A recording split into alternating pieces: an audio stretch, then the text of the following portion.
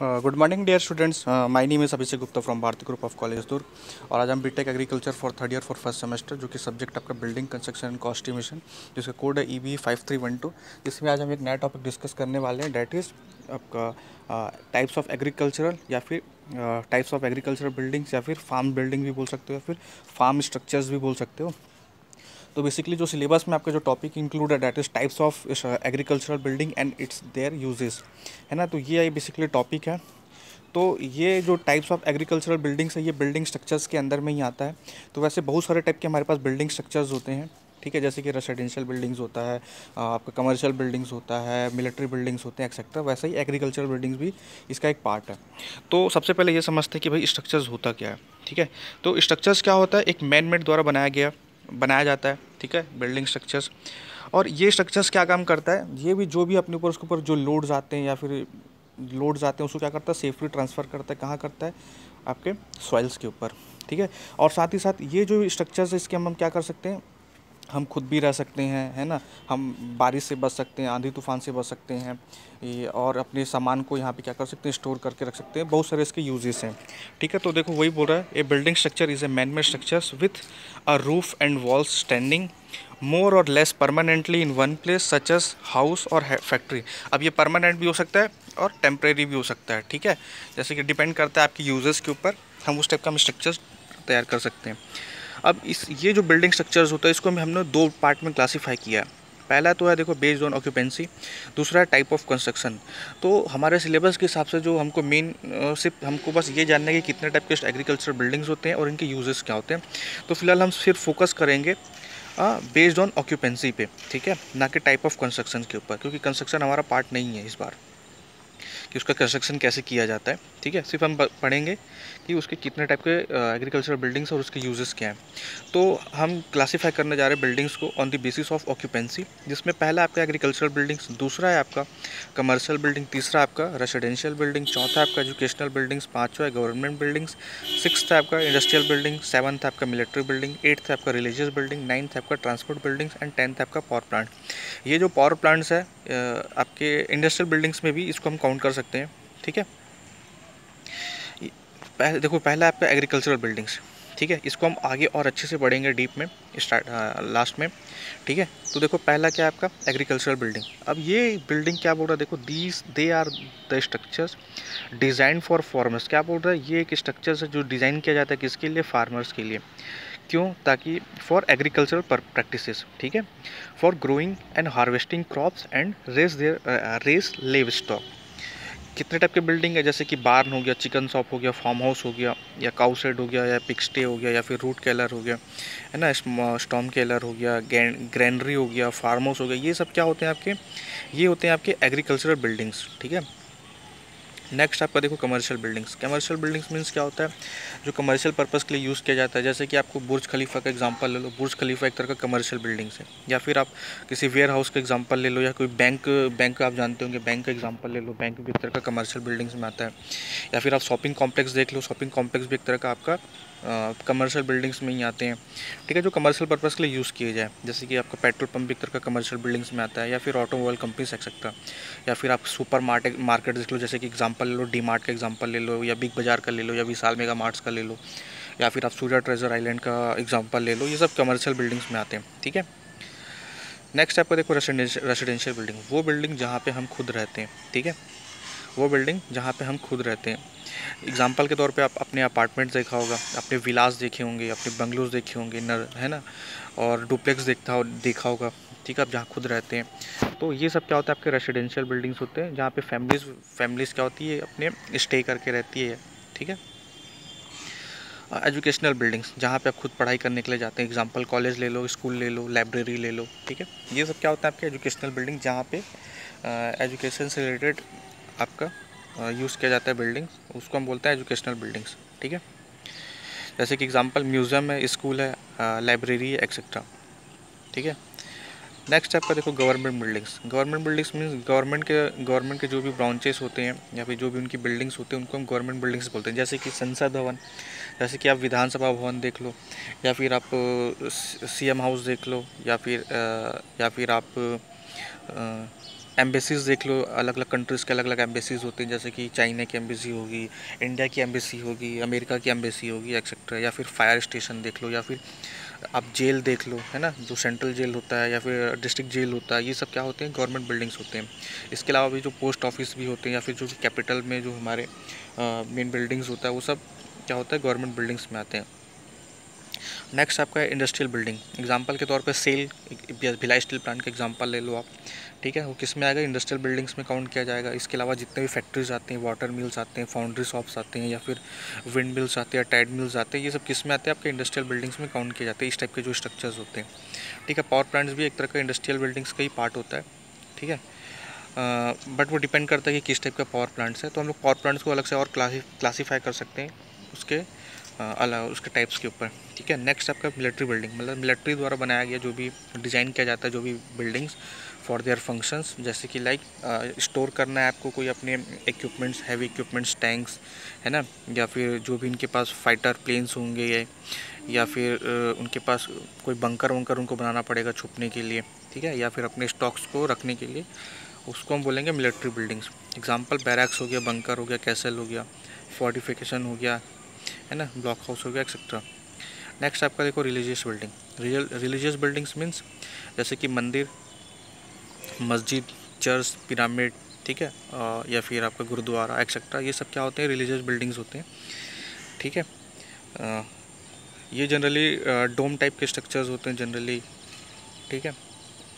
ये हो गया आपका रिलीजियस बिल्डिंग्स। नेक्स्ट आपका देखो ट्रांसपोर्ट बिल्डिंग, जैसे कि airport, railway station, parking garage, light house, bus station, bus stand, है ना, ये सब क्या होते हैं, आपके ट्रांसपोर्ट बिल्डिंग्स में काउंट किए जाते हैं, ठीक है। तो क्या बोल रहे, देखो this is a structural building which consist of the means of equipments necessary for the movement of passenger और goods on land, water and airways, ठीक है। नेक्स्ट आपका देखो पावर स्टेशन या फिर power plants. These buildings serves as the industrial facility to generate electricity power like gas thermal power plant, fossil fuel power plant, nuclear power plant and renewable energy power plant stations, ठीक है। तो ये सब क्या हो गया, आपके power stations या फिर पावर प्लांट्स में काउंट्स किए जाते हैं। नेक्स्ट आपका देखो अब स्टार्ट होता है आपका यहाँ से मेन एग्रीकल्चरल बिल्डिंग्स, ठीक है। एग्रीकल्चरल बिल्डिंग्स या फिर इसी को हम बोल सकते हैं फार्म बिल्डिंग्स। तो क्या बोल रहा है, देखो farm buildings, any of the structures used in farming operation, क्या बोल रहा है, any of the building structures used for farming operation which may include buildings to house families and workers, और लिव स्टॉक्स रखने के लिए, मशीनरी रखने के लिए एंड क्रॉप्स के लिए। तो वे क्या कहलाएंगे, फार्म बिल्डिंग। कितने टाइप का फार्म बिल्डिंग होता है, अभी फ़िलहाल हम सिर्फ 13 टाइप के यहाँ पे हम फार्म बिल्डिंग डिस्कस करेंगे, ठीक है। तो पिक्चर्स में आपको दिख रहा होगा एक तरह का ये फार्म बिल्डिंग्स है, ठीक है। इसमें आपको साइलोज भी देखने को मिल सकता है। साइलोज भी एक तरह का फार्म बिल्डिंग्स में ही आता है, जो जहाँ पे हम ग्रेन्स को स्टोर करके रखते हैं। तो जिसमें आज का हम पढ़ने जा रहे हैं types of farm structures and their uses, जिसमें पहला आपका फार्म हाउस। तो फार्म हाउस क्या काम आता है, देखो फैमिली के रेसिडेंस का काम आता है, फार्मर के रेसिडेंस का काम आता है, वहाँ वो रहते हैं, ठीक है। और क्या बोल रहा है, देखो farm house is a structure used primarily as a residence for families, farmers and workers on a farm. It can be connected to a bar sometimes. ये जो फार्म हाउस होता है, यहाँ पे क्या होते हैं, आपके वर्कर्स, फार्मर्स, फैमिलीज क्या करते हैं, स्टे करती है, रुकती है या फिर रहती है ना। और साथ ही साथ कभी कभी क्या होता है, ये फार्म हाउस के साथ हम अपने बार्न को भी कनेक्ट कर देते हैं। बार मीन्स क्या होता है, जहाँ पे आप जैसे कि एग्जांपल, अगर डेयरी का अगर एग्जांपल लिया जाए, तो जो डेयरी होता है जहाँ पे दूध निकाला जाता है गाय के माध्यम से, ठीक है, गाय से, तो हम क्या करते हैं, कहीं अपने फार्म हाउस के आसपास ही इस बांध को बना देते हैं, ठीक है, ताकि उनकी हम for the safety purposes. Next है देखो बार्न। अब क्या बोल रहा है, barn is another popular type of farm structures, ठीक है, and it is use for the more than one purposes, ठीक है। A barn can serve as a shelter और livestock feeds like hay, grains etcetera. It can also be use for storage of a farm produces, farm supplies and machinery, है ना। There are different types of barn and their name according to their purposes. क्या बोल रहा है, देखो बार्न बोल रहा है कि एक तरह का ये फार्म स्ट्रक्चर्स ही होता है जिसको एक से ज़्यादा काम के लिए यूज़ कर सकते हैं। जैसे कि हम अपने लिव स्टॉक को रखने के लिए यूज़ कर सकते हैं, है ना। हम यहाँ पे अपने जो भी ग्रेन्स होंगे इनको हम स्टोर कर सकते हैं यहाँ पे, है ना। साथ ही साथ हम अपने मशीनरी इक्विपमेंट्स को या फिर जो भी हमारे फार्म सप्लाईज है इसको हम यहाँ पे क्या कर सकते हैं, स्टोर करके रख सकते हैं। मतलब कि इसका एक से ज़्यादा बहुत सारे यूजेस हैं बार्न के। इसमें आज हम डिस्कस करने वाले हैं हम डेयरी बार्न के बारे में। तो डेयरी बार्न एक तरह का ये भी बार्न ही है। ये भी 3 टाइप के होते हैं, जैसे कि एक्सटेंशन बार्न होते हैं, लूज हाउसिंग बार्न होते हैं, ओपन एयर बार्न होते हैं, ठीक है। तो जो पहला जो है इसमें जो एक्सटेंशन बार्न क्या बोल रहा है, the cows are house and milk in the same buildings, ठीक है। देखो इस बिल्डिंग्स में हम क्या करते हैं, काऊ को तो बांधते ही, साथ ही साथ इसी बिल्डिंग्स में हम क्या करते हैं, उसके मिल्क भी निकालते हैं, ठीक है। इसको जनरल पर्पस बार्न भी बोला जाता है। नेक्स्ट आपका देखो loose housing barn, the cows are house in covered or partially covered but they are milk in batches in a special milking house is called milking parlour, है ना। It is also called milking house system. Third आपका देखो the open air barn, the cow और milk live and feed in the feed, it is also called loafing barn. Next आपका देखो chicken shop, chicken coop और chicken house. Generally इसमें हम क्या करते हैं, एक तरह का ये स्ट्रक्चर्स होता है जहाँ पे हम फीमेल चिकन्स को क्या करते हैं, यहाँ पे यहाँ पे इनको रहने के लिए देते हैं, ठीक है। तो क्या बोला देखो, चिकन कूप और chicken house is small structure, एक तरह का स्मॉल स्ट्रक्चर्स होता है use for keeping chickens specially female ones. Generally इसमें सबसे ज़्यादा हम लोग फीमेल्स वाले जो भी चिकन्स होते हैं इनको स्टोर करके यहाँ पे रखते हैं या फिर वो ये यहाँ पे रहते हैं। It is built basically to protect them from bad weather, मतलब कि इनको जो भी बैड वेदर होगा उसे प्रोटेक्ट करने के लिए उसको यहाँ पे रखा जाता है। And also place where they can lay their eggs और ईजी कलेक्शन, ताकि और क्या इसका यूजेस है देखो ये इस चिकन हाउस का, ताकि वो क्या कर सके, जो भी अपने अंडे वंडे है यहीं पे दे सके और हम उसको आसानी से कलेक्ट कर सकें। इसका मेन ये पर्पस होता है, ठीक है। और chicken are not kept in the coop और हाउस ऑल द डे, मतलब कि चिकन और जो चिकन होते हैं ये हमेशा दिन भर इसके अंदर नहीं रहते, उनको फ्री भी करके रखा जाता है, ठीक है। तो बेसिकली एक तरह का ये बिल्डिंग्स और इसके बेसिकली यही यूजेस हैं, ठीक है। और भी इसके यूजेस है जैसे कि ज़्यादा सनलाइट एब्जॉर्ब ना कर ले, ठीक है। ज़्यादा कभी कभी बहुत ज़्यादा धूप पड़ती है, बारिश होती है, तो उस टाइम पे ये क्या करता है, उनको सेव करके रखता है, ठीक है। और ख़ासकर रात में क्या होता है, जंगली कुत्ते उत्ते घूमते रहते हैं या फिर जो भी है उनको क्या कर सकते हैं, चोरी हो सकती है, चोरी होने से भी ये बचाएगा। साथ ही साथ उनको कोई जानवर इनके साथ उनको खा ना जाए, इसलिए से उसको बचाया जाता है।